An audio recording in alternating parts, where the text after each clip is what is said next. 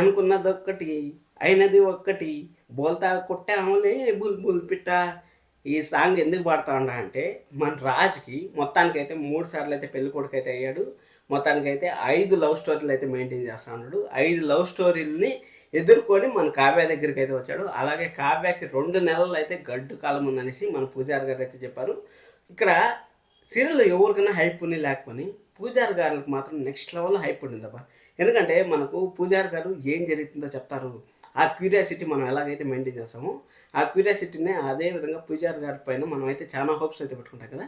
అది బాగా నచ్చింది. ఎందుకంటే అక్కడ కార్తీక్ దీపం తీసుకున్నా కానీ పూజారి గారు వచ్చినట్టు అబ్బా ఎపిసోడ్ భలే ఉంటుందిరా అనేసి మనకైతే ఎలాంటి క్యూరియాసిటీ ఉంటుందో అదేవిధంగా బ్రహ్మోడ్లో కూడా మన పూజారి గారు ఇలా పెట్టుకొని వచ్చేది మంచి కాలం కాదు, 2 నెలల పాటు మనకి చాలా డేంజర్లో ఉంది అనేసి చెప్తారు కదా. అంటే ఇన్ని రోజులు శుక్ల మార్గదర్శనం ఉంది అంటే మన కావ్యకి ఇప్పుడు రాహులు కేతువులన్నీ ఒకతావను కలగలిపి ఏదో మిస్టేక్ అయితే చేస్తానంటే ఆ మిస్టేక్లో మన కావ్య అయితే బలిగా అవుతుందంట.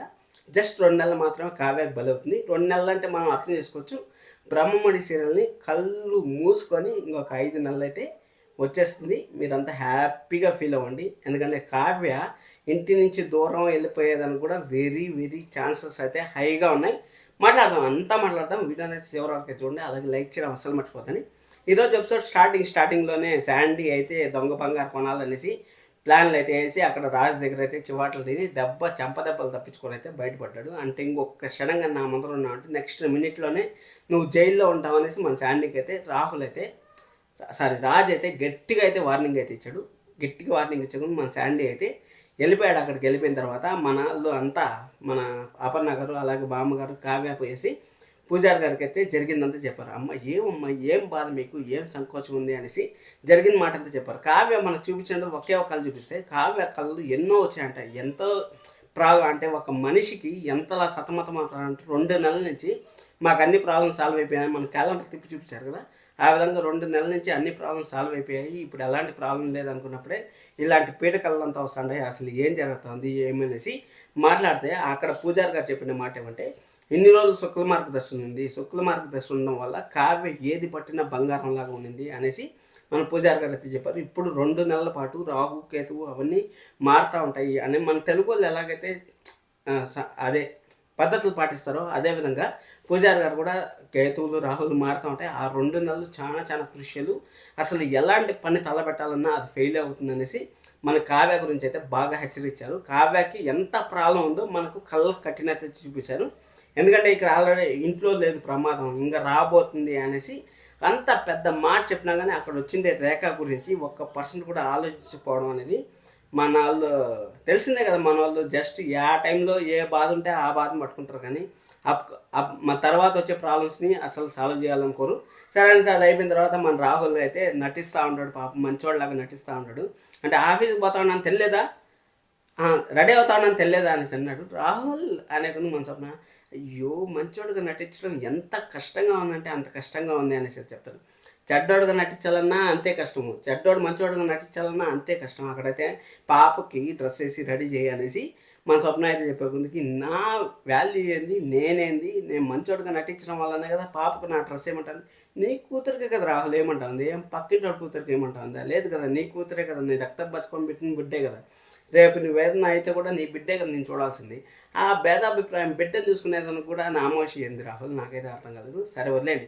అక్కడైతే మన శాండీకి అయితే ఆ పాపని ఆ పక్కన పెట్టేసి శాండీ అయితే ఫోన్ చేసే ముందుకి శాండీతో ఒక మాట అయితే చెప్పాడు.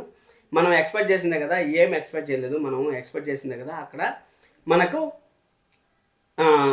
అక్కడ సీసీ కెమెరాలు రికార్డ్ అయింది, నువ్వు దొంగ బంగారం కొనాలనేసి మన సీసీ కెమెరాలు రికార్డ్ అయింది కాబట్టి ఇంకా నేను ప్లాన్ చేసుకుంటాను, నువ్వు 4 రోజులు జైల్లో ఉన్నా కానీ నేను నిన్ను నడిపిస్తాను కదా అనేసి. ఈ విలన్స్ అంతా ఎలా ఉంటారంటే వాళ్ళ స్వార్థం కోసం ఎవరినైనా బలి చేసేస్తారు కానీ ఆ బలి అయిపోయేవాడు కూడా అర్థం చేసుకోడు. ఒరే వాళ్ళు మనల్ని ముంచేస్తూ ఉంటారా అనేసి వాళ్ళు అర్థం చేసుకోరు. ఈ విలన్స్ అయితే పైకి పోతూనే ఉంటారు. అది ఎలా జరుగుతుందో ప్రతి రియల్ లైఫ్లో కూడా అదే విధంగా జరుగుతుందిలే. ఇప్పుడు మనం ఎవరినైనా ఒకరిని నమ్మినాం అనుకోండి, వాడికి మనం సర్వం ఇస్తాం కదా, సర్వం ఇచ్చినప్పుడు వాడు మనల్ని తొక్కేస్తూ ఉంటాడు, వాడు స్వార్థం వాడు చూసుకొని మనల్ని జైల్లో తీసేస్తాడు. ఆ విధంగా అయితే ప్రతి ఒక్కటి రియల్ లైఫ్లోనే అదే జరుగుతుంది, సీరియల్లోనే అదే జరుగుతుంది. ఇక్కడ శాండీ జైలుకి పోతాడు. అలాగే మన రాజు చాలా పెద్ద స్కెచ్ అయితే వేసాడు, రాజుని అయితే జైలుకి పంపించాలనేసి. నేను మీకు ఆల్రెడీ లాస్ట్ సండేనే చెప్పాను, దొంగ బంగారంతో అంటే ప్రొడక్షన్ వాల్యూ ఎక్కువ పెరిగిందంటే ఆటోమేటిక్గా మనకి ప్రోడక్ట్ ఎక్కువ కావాలి కాబట్టి ప్రోడక్ట్ ఎక్కువ వచ్చేటప్పుడు దొంగ బంగారం వచ్చిందనేసి రాజ్ కంపెనీని అయితే బ్లేమ్ చేసేదానికి మన రాహుల్ అయితే పెద్ద కుట్ర అయితే చేశాడని మీకు ఆల్రెడీ చెప్పాను. ఇప్పుడు కూడా అదే మాట విన్నాను. అప్కమింగ్ ఎపిసోడ్స్లో అదే జరగబోతుంది. ఇక్కడ రాహుల్ ఇంకొక పెద్ద స్కెచ్ కూడా వేశాడు. అంటే వాళ్ళ చెల్లి వచ్చిన తర్వాత వాళ్ళ చెల్లిని దూరం పెట్టినట్టే బట్టి ఇక్కడ వాళ్ళ చెల్లిని అయితే తన పక్కకైతే తిప్పుకునేదని కూడా ప్లాన్ చేస్తూ ఉంటారు.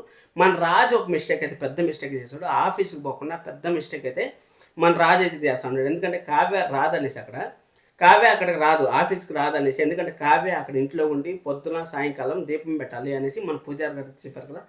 ప్రతి ఒక్కదానికి ఒక సొల్యూషన్ అనేది ఉంటుంది. ఆ సొల్యూషన్ అంటే మన కావ్య దగ్గరుండి ఇంట్లో ఉండి ప్రతి ఒక్క రోజు దీపం పెట్టాలి, అలాగే విభూతి పెట్టుకోవాలనేసి మన పూజారి గారు చెప్పారు. ఆ దైవమే నిర్ణయిస్తుంది అనేసి చెప్పారు. కాబట్టి ఖచ్చితంగా కావ్య ఇంట్లోనే ఉండాలి ఆ టైంకి. ఎందుకంటే ఆఫీస్ అంటే ఏ టైంలో వస్తామో ఏ టైంలో ఉండమో మనకు తెలియదు కాబట్టి ఇంట్లోనే ఉండాలి. కాబట్టి కావ్య అయితే ఇంట్లో ఉండి అక్కడ దీపం పెట్టుకోవాలి. కాబట్టి వాళ్ళ అత్తయ్య అలాగే బామ్మ అయితే ఆ ఆలోచన చేస్తే మన రాజు వచ్చి నా భార్యతో నేనే ఉంటాను, నెల నిండిన భార్య పక్కన ఉండాలనేసి ప్రతి భర్త కోరుకుంటారు, అలాగే భార్య కూడా కోరుకుంటుంది.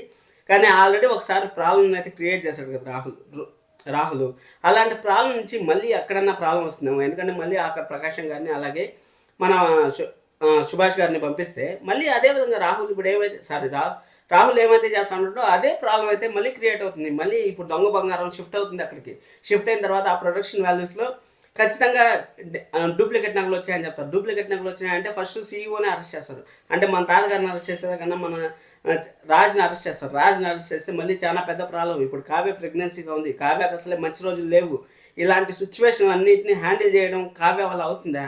ఇలాంటి ప్రెగ్నెన్సీ టైంలో కావ్య వల్ల అవుతుందా? అలాగే రేఖ అని ఒక అమ్మాయిని తెచ్చిపెట్టారు. రేఖ అమ్మాయి బాబా పాస్ అవ్వాలంటే పాస్ ఆర్డర్ చేస్తాను. ఎందుకంటే సరేలే ఫారిన్లో ఉన్నింది, బాధలు ఎలా ఉంటాయి తెలుసు, చదువుకొని వచ్చిన వాడికి రాజుకి ఎలాంటి సమస్యలు ఉంటాయి ఎలా ఉంటాయి అనేసి తెలుసు, ఆలోచించే శక్తి. అలాగే ఇంట్లో ఎవరికైనా ఏదైనా ప్రాబ్లం వస్తే కనీసం అట్లీస్ట్ ఎవరికైనా సరే ఆ పూజారి గారు వచ్చినప్పుడు కూడా ఎంత అయితే ఖర్చు పర్లేదు పూజారి గారు, నేను హ్యాండిల్ చేస్తాను, నా అకౌంట్లోంచి మీకు డబ్బులు పంపిస్తాను అనేసి ధనలక్ష్మి గారి ప్రాబ్లం కూడా మన రాహుల్ సాల్వ్ చేశారు. కాబట్టి ఇంట్లో వాళ్ళ ప్రాబ్లమ్ సాల్వ్ చేస్తానంటే దాన్ని అలసుగా తీసుకొని మన రేఖ అయితే ఇంకా రెచ్చిపోయేదానికైతే ఛాన్స్ అయితే వెరీ హైగా ఉంటుంది. కానీ కావ్య ఇక్కడ ఎంత ట్రై చేయాలన్నా ఎంత ప్రాబ్లం ఉండాలన్నా కానీ మన రాహుల్ అలాగే రేఖ వీళ్ళిద్దరూ చేసే కుట్రల వల్ల మన రాజుకి కావ్యకి అయితే మధ్య విభేదాలు అయితే అంటే దూరం అయితే రాబోతుంది. అంటే 2 months వరకే దూరం అయితే రాబోతుంది. కానీ ఇక్కడ ఒక్క మాట అయితే గుర్తుపెట్టుకోవాలి, రాహుల్, రేఖ, రుద్రాణి గారు, యామిని, అనామిక 1000 మంది వచ్చినా, ఇలాంటి వాళ్ళు 1000 మంది వచ్చినా కావ్య ఎంటికి కూడా పీకలేరు అనేసి మనం అయితే అర్థం చేసుకోవచ్చు. గుర్తుపెట్టుకోండి. జస్ట్ మనము ఎపిసోడ్లో హై మూమెంట్స్ రావాలనేసి రేఖానైతే తెచ్చారు. ఈ ట్రయాంగిల్ లవ్ స్టోరీ కాకుండా కొత్త విలన్ తెచ్చుంటే బాగుండేదని. ఎందుకంటే రాజుని ఒక్కడనే టార్గెట్ చేస్తుంటే బాగుండదు. ఎందుకంటే ఆల్రెడీ రాజు పైన ఎంత రుద్దాలో అంత రుద్దేశారు. కాబట్టి ఆ ట్రయాంగిల్ లవ్ స్టోరీ కాకుండా ఉంటే బాగుంటుంది. కానీ కావ్యకైతే మంచి గడ్డు కాలం అయితే నడుస్తుందని చెప్పచ్చు. ఎందుకంటే పూజారి గారు చెప్పారు కదా, 2 నెలలు నువ్వేం చేయాలనుకున్నా చేయలేవు, నువ్వు ఎలాగన్నా ఉండాలనుకున్నా ఉండలేవు అనేసి చెప్తా ఉంటారు. బహుశా కావ్య ఇల్లు వదిలిపెట్టి వెళ్ళిపోతే అప్పుడు అన్ని సీరియల్ రొటీన్ అయిపోతాయి. ఆ విధంగా కాకుండా రాజ్ కావ్యాన్ని ఎప్పటికీ కలిసే ఉండేలాగా చూడండి. రేపటి నుంచి కూడా మంచి ఎపిసోడ్స్ అయితే వస్తాయనేసి అయితే అనిపిస్తుంది. నాకు ఇన్స్టాగ్రామ్లో చాలా మంది అయితే మార్నింగ్ మెసేజ్ చేస్తారు. అందరికీ థ్యాంక్ యూ సో మచ్. మీలాగా సపోర్ట్ చేసే వాళ్ళు ఉండాలని నేను కోరుకుంటాను. అలాగే మీకు కూడా ఏమైనా డౌట్స్ ఉంటే ఇన్స్టాగ్రామ్లో మెసేజ్ చేయండి. Thank you, love you all.